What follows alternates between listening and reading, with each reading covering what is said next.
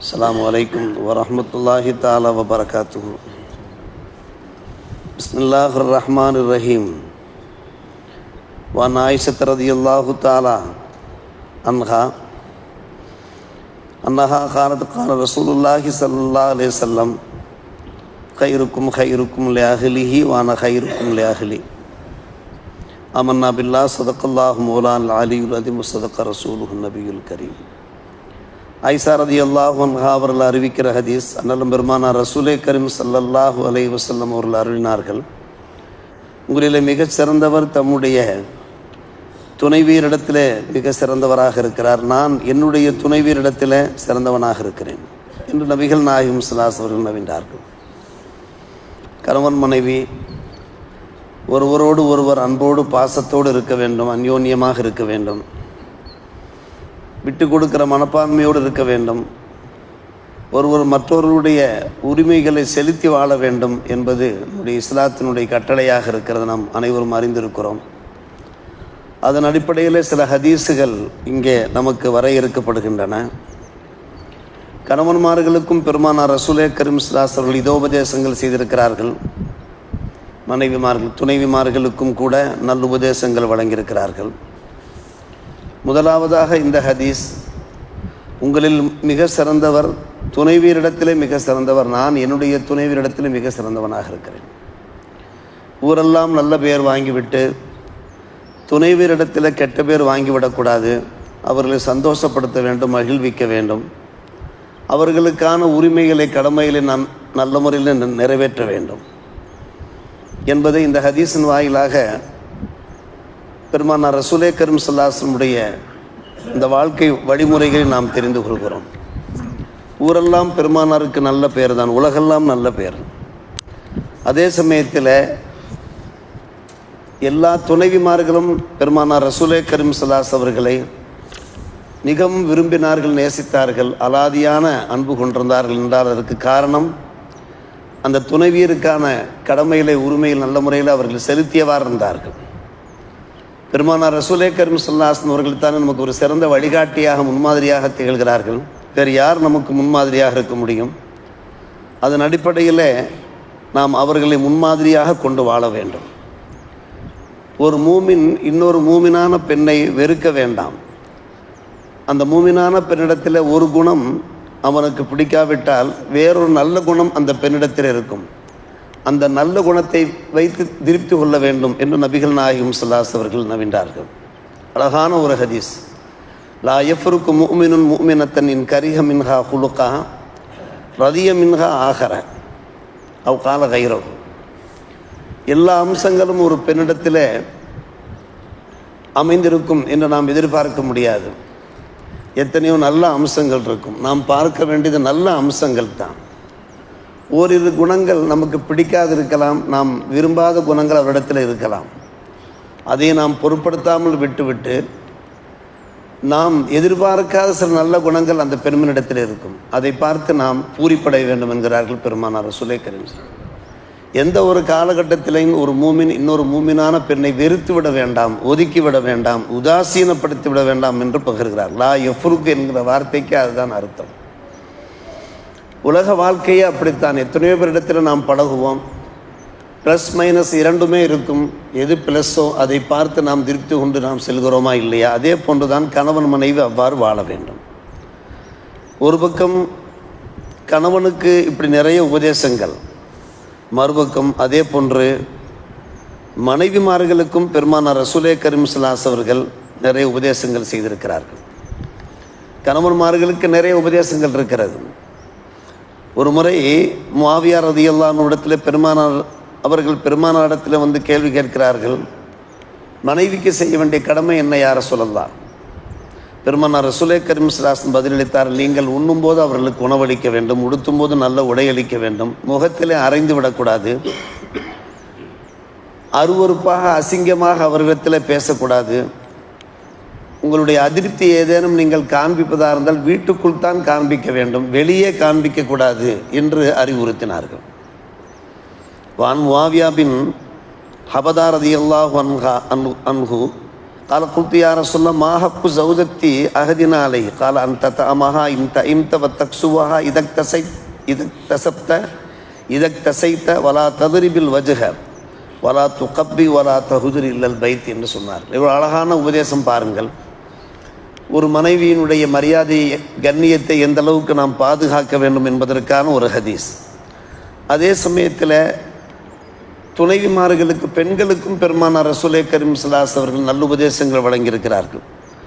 உம்மி சல்மா ரலியல்லாஹு அன்ஹா அன்னஹா கால ரசூலுல்லாஹி ஸல்லல்லாஹு அலைஹி வஸல்லம் ஐயமா இம்ராத்தின் மாத்தத்து ஜௌஜுஹா அன்ஹா ராதின் தகலத்தில் ஜன்னா. ஒரு பெண்மணி இறக்கிற போது கணவன் திருப்தியுற்ற நிலைமையில அந்த பெண் இறந்தால்தான் அந்த பெண் சொர்க்கத்திற்கு செல்வாள் என்று சொன்னார். கணவரை திருப்தியோடு இருக்க வேண்டும். பிள்ளைகளை திருப்திப்படுத்தியிருப்பீர்கள், பெற்றோரை திருப்திப்படுத்தியிருப்பீர்கள், வீட்டிற்கு வருகிற விருந்தினர்களை நீங்கள் சந்தோஷப்படுத்தியிருப்பீர்கள், நல்லா உபசரித்திருப்பீர்கள். ஆனால் கணவனுடைய அதிருப்தியோடு ஒரு பெண்மணி இறக்கவே கூடாது, ஒரு காலமும் இறக்கவே கூடாது. திருமணம் முடித்த புது தம்பதியினராக இருக்கலாம், அல்லது ரொம்ப காலமாக சேர்ந்து வாழக்கூடியவர்களாக இருக்கலாம். எப்படி இருந்தாலும் என்றைக்குமே கணவனுடைய திருப்தியோடு தான் ஒரு பெண்மணி வாழ்ந்தால்தான் அவள் சுவனத்திற்கே செல்ல முடியும் என்றார்கள் பெருமானார் ரசூலே கரீம் ஸல்லல்லாஹு அலைஹி வஸல்லம். ஒரு ஹதீஸில் ரத்தின சுருக்கமாக சொன்னார்கள், ஒரு பெண்ணை பார்த்து சொன்னார்கள், இப்போ கைஃப அந்திலா இப்போ இன்னஹு ஜன்னத்துக்கி வ நாருக்கி என்றார்கள். நீ என்ன நினைத்து கொண்டிருக்கிறாய்? கணவன் தான் உனக்கு சுவனம், கணவன் தான் உனக்கு நரகம் என்று சொன்னார்கள். கணவனை நீ சந்தோஷப்படுத்தினால் நீ சுவனம் செல்வாய், கணவனை நீ அதிருப்தியுற செய்தால் நீ நரகத்திற்குத்தான் செல்ல வேண்டும். சுருக்கமான அழகான வார்த்தை இன்னஹு ஜன்னத்துக்கி வ நாருக்கி. ஒரு பக்கம் கணவன்மார்களுக்கு பெருமானார் ரசூலே கரீம் ஸல்லல்லாஹு அலைஹி வஸல்லம் இதோபதேசங்கள் செய்கிறார்கள், மறுபக்கம் பார்த்தோம் என்றால் பெண்களுக்கு இதோபதேசம் செய்கிறார்கள்.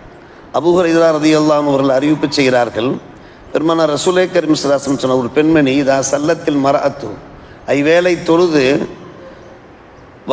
ஹசனத் ஃபர்ஜஹா தம்முடைய அந்த மர்மஸ்தானத்தை பாதுகாத்து வதாத் பாலஹா கணவனுக்கு கட்டுப்பட்டு வாழ்ந்தாள் என்றால் தகலத்து மின் ஐய அபுவாபில் ஜன்னா தகலத் சொர்க்கத்தினுடைய எந்த வாயில்களில் வேண்டுமானாலும் அந்த பெண் நுழைந்து கொள்ளலாம் என்கின்ற பல்வேறுபட்ட ஹதீஸுகளை அருமை சகோதர சகோதரிகளை நாம் என்ன செய்கிறோம்?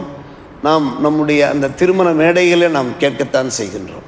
என்றால் ஒருவருக்கொருவர் என்ன செய்ய வேண்டும்? புரிந்து வாழ வேண்டும். ஒருவருக்கொருவர் அவருடைய கடமைகளை செலுத்தி வாழ வேண்டும். அதைத்தான் நம்முடைய மார்க்கம் சொல்கிறது. திருமணம் முடிக்கிறார்கள், தம்பதிகள் இணைகிறார்கள், அதற்கு பின்பு நிறைய கருத்து வேறுபாடுகள் ஏற்படுகிறது. அந்த கருத்து வேறுபாடுகளை சரி செய்கிறார்கள். சரி செய்யும்போது அதை சந்தோஷமாக ஏற்றுக்கொள்ள வேண்டும். முன்னுக்கு பின் முரணாக இருக்கக்கூடாது, முகத்தை திருப்பி கொண்டு செல்லக்கூடாது.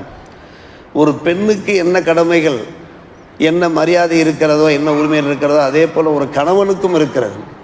பெண்ணும் பாதிக்கலாகாது, ஆணும் பாதிக்கலாகாது. சில குடும்பங்களில் பெண்கள் பாதிக்கப்படுகிறார்கள், நாம் தட்டி கேட்கிறோம். அதே போல் சில குடும்பங்களில் ஆண்கள் பாதிக்கிறார்கள்.